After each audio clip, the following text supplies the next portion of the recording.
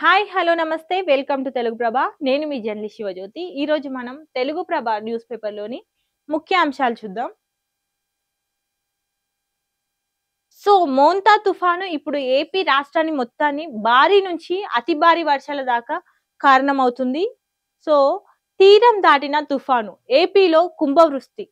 నేడు పలు జిల్లాలకు రెడ్ అలర్ట్. అప్రమత్తమైన ప్రభుత్వం.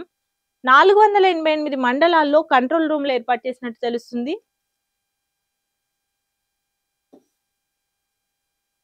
మోంతాపై రైతులు చాలా అప్రమత్తంగా ఉండాలని వ్యవసాయ శాఖ మంత్రి తుమ్మల నాగేశ్వరరావు తెలిపారు. పత్తి తడవకుండా జాగ్రత్తలు తీసుకోవాలి. 1623 మెట్రిక్ టన్నుల పత్తి కొనుగోలు చేశామని కూడా ఆయన తెలిపినట్టు తెలుస్తుంది. పునరావాస కేంద్రాలకు 75,000 మంది తరలింపు. పశువుల కోసం 865 లక్షల మెట్రిక్ టన్నుల గ్రాసం. 1,76,000 హెక్టార్లలో పంట నష్టం జరిగినట్టు తెలుస్తుంది. కాకినాడలో 10వ నెంబర్ ప్రమాద సూచిక ఎగరివేత. ఏపీకి 18 విమానాలు రద్దు. నిలిచిపోయిన మరో 139 రైళ్లు. రంగంలోకి 45 ఎన్డీఆర్ఎఫ్ బృందాలు దిగినట్టు తెలుస్తుంది. తెలంగాణలో ఉమ్మడి ఖమ్మం, ములుగు జిల్లాలకు రెడ్ అలర్ట్.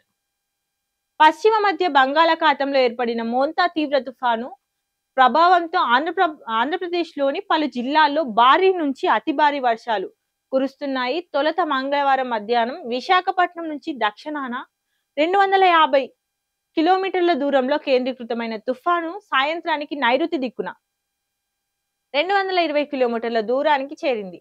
కాకినాడ నుంచి ఆగ్నేయంగా 150 కిలోమీటర్ల దూరం నుంచి దక్షిణాన 100 కిలోమీటర్ల దూరానికి, మచిలీపట్నానికి దక్షిణ ఆగ్నేయంగా 70 కిలోమీటర్ల దూరం నుంచి తూర్పున 110 కిలోమీటర్ల దూరానికి చేరింది. ఒడిశాలోని గోపాల్పూర్ కు నైరుతి దిక్కున 460 కిలోమీటర్ల దూరంలో కేంద్రీకృతమైనట్లు తెలుస్తుంది. మంగళవారం మధ్యాహ్నం నుంచి సాయంత్రం వరకు 15 కిలోమీటర్ల నుంచి 17 కిలోమీటర్ల వేగంతో కదిలింది. మంగళవారం రాత్రి కాకినాడ నుంచి మచిలీపట్నం మధ్య అంతర్వేదిపాలెం సమీపంలో తీరాన్ని తాకింది. పూర్తి తీరం దాటేందుకు 3 నుంచి 4 గంటల సమయం పడుతుందని వాతావరణ కేంద్రం అధికారులు తెలిపినట్టు తెలుస్తుంది. నిన్న మంగళవారం పలు సినీ పరిశ్రమ కార్మికులతో సీఎం రేవంత్ రెడ్డి మీట్ అయ్యారు. అందులో ఆ సమీక్షలో కొన్ని ఇంపార్టెంట్ టాపిక్స్ పైన మాట్లాడారు. ఏంటేంటో ఇప్పుడు చూద్దాం. కార్మికులకు 20% వాటా ఇస్తేనే టికెట్ ధరలు పెంచుతామని తను చెప్పినట్టు తెలుస్తుంది. హాలీవుడ్ ను హైదరాబాద్ కు తీసుకొచ్చే బాధ్యత నాది అని తను స్వయంగా బాధ్యతను తీసుకున్నారు. సినీ కార్మికుల శ్రమతోనే ఆస్కార్ స్థాయికి టాలీవుడ్ ఎదిగింది అని మెచ్చుకున్నట్టు తెలుస్తుంది. ఐటీ ఫార్మా లాగానే సినీ పరిశ్రమకు ప్రాధాన్యం ఇస్తాం అని తను తెలిపారు. మీ పిల్లల కోసం కార్పొరేట్ స్థాయిలో స్కూల్ నిర్మిస్తాం. భారత్ ఫ్యూచర్ సిటీలో సినీ ఫైటర్స్ ట్రైనింగ్ కు స్థలం కేటాయిస్తున్నట్లు తెలుస్తుంది. సినీ కార్మికుల అభినందన సభలో సీఎం రేవంత్ రెడ్డి.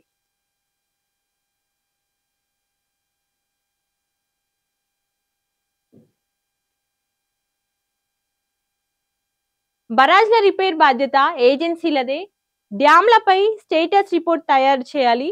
తుమ్మడిహట్టి నుంచి 80 టీఎంసీలు తరలించాలి.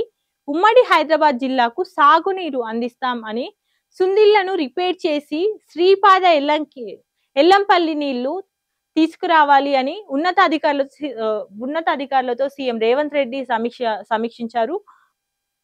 సిఆర్ పాటిల్ కు ఆ సమీక్షలోనే ముఖ్యమంత్రి రేవంత్ రెడ్డి లేఖ రాశారు. ఇప్పుడు ఆ లేఖపై చర్చలు జరుగుతున్నాయి. సుందిళ్ల, అన్నారం, మేడిగడ్డి బ్యారేజ్ల మరమ్మతుల బాధ్యత ఏజెన్సీలదే అని, ఇందుకు ప్రణాళికలు సిద్ధం చేయాలని సీఎం రేవంత్ రెడ్డి అధికారులను ఆదేశించారు.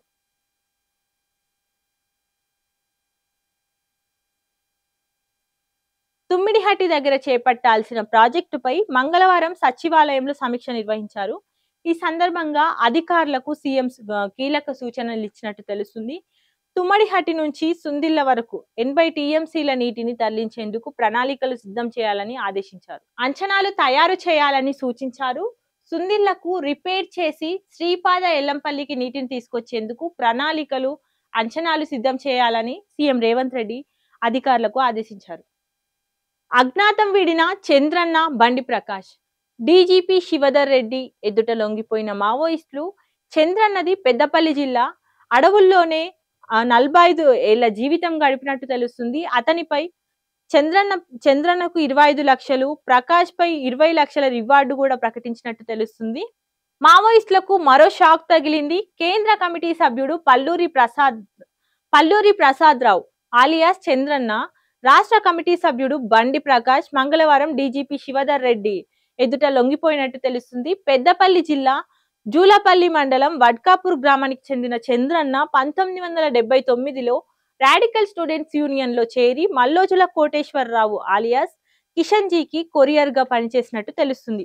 ఆపై 1980లో సాయుధ దళంలో చేరారు.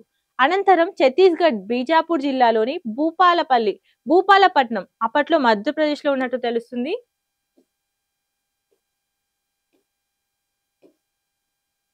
భూపాలపట్నంలో పోలీసులకు పట్టుబడ్డారు.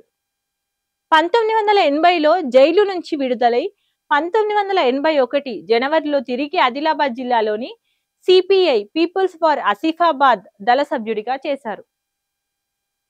1983లో పల్లూరి ప్రసాద్ రావును సిర్పూర్ దళానికి ఇన్ఛార్జిగా నియమించారు. ఆ తర్వాత పలు హోదాల్లో పనిచేసి 2024 డిసెంబర్లో కేంద్ర కమిటీ సభ్యుడిగా నియమితులయ్యారు. ఇక్కడ ఎమ్మెల్యే హరీష్ రావుకు పితృవియోగం. అనారోగ్యంతో నిన్న హరీష్ రావు వాళ్ళ తండ్రి సత్యనారాయణరావు కన్నుమూశారు. సో కేసీఆర్ తో సహా పలువురు ప్రముఖులు సంతాపం తెలిపినట్టు తెలుస్తుంది. బీఆర్ఎస్ పార్టీ సీనియర్ నాయకుడు సిద్దిపేట ఎమ్మెల్యే హరీష్ రావు ఇంట్లో తీవ్ర విషాదం నెలకొంది. కొంతకాలంగా అనారోగ్యంతో చికిత్స పొందుతున్న ఆయన తండ్రి సత్యనారాయణరావు మంగళవారం తెల్లవారుజామున కన్నుమూశారు. సత్యనారాయణరావు మృతిపై బీఆర్ఎస్ అధినేత కేసీఆర్ తో పాటు ఆ పార్టీ ముఖ్య నేతలు దిగ్భ్రాంతి వ్యక్తం చేశారు.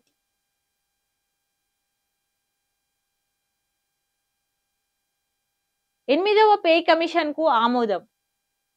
చైర్పర్సన్ గా సుప్రీంకోర్టు రిటైర్డ్ జడ్జి 18 నెలల్లోగా సిఫారసుల అందజేత. 1 కోటి మందికి పైగా కేంద్ర ప్రభుత్వ ఉద్యోగులు పెన్షన్లకు లబ్ధి. ప్రైవేట్ ట్రావెల్స్ బస్సు దగ్ధం.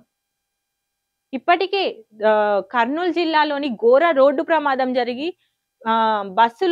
బస్సులో మంటలు అంటుకొని చాలా మంది అగ్నికి ఆహుతయ్యారు. ఈ క్రమంలోనే మళ్ళీ రాజస్థాన్ లో ముగ్గురు మృతి చెందారంట. 12 మందికి గాయాలు కూడా అయినట్లు తెలుస్తుంది. హై టెన్షన్ వైర్లు తగిలి ఈ ప్రమాదం జరిగినట్టు తెలుస్తుంది. ఢిల్లీ ఎయిర్పోర్ట్ లో ఈ బస్సు దగ్ధమైనట్టు ఇక్కడ కనిపిస్తుంది. షార్ట్ సర్క్యూటే దీనికి కారణమని అక్కడి సిబ్బంది తెలిపారు. కుటుంబానికో సర్కారీ కొలువు, పాత పెన్షన్ విధానం పునరుద్ధరణ. మహాగఠ్ నిబంధన్ మేనిఫెస్టో రిలీజ్ చేసింది. అందులో మద్యం నిషేధించినట్టు తెలుస్తుంది. దానిలో నుంచి కళ్ళుకు మినహాయింపు ఇచ్చినట్టు తేజస్వి యాదవ్ వెల్లడించారు.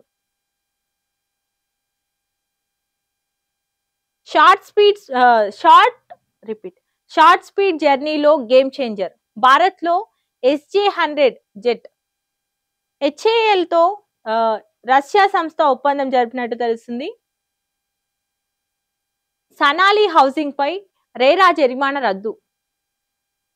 ప్రాజెక్టుకు భూమి ఇచ్చిన వారు కో ప్రమోటర్స్.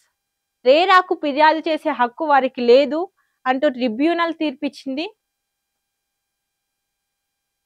రియల్ ఎస్టేట్ రంగంలో చర్చానీయాంశమైన సనాలి హౌసింగ్ ప్రాజెక్టు ప్రైవేట్ లిమిటెడ్ పై తెలంగాణ రేరా విధించిన జరిమానాలు Telangana real estate appellate tribunal రద్దు చేస్తూ ఉత్తర్వులు జారీ చేసింది.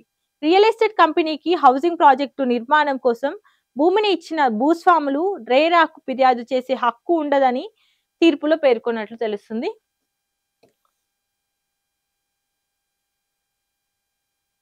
తెలంగాణ రైతు దూకుడు. గ్రామీణ ప్రాంతాల్లో సగం మందికి వ్యవసాయమే జీవనోపాధి.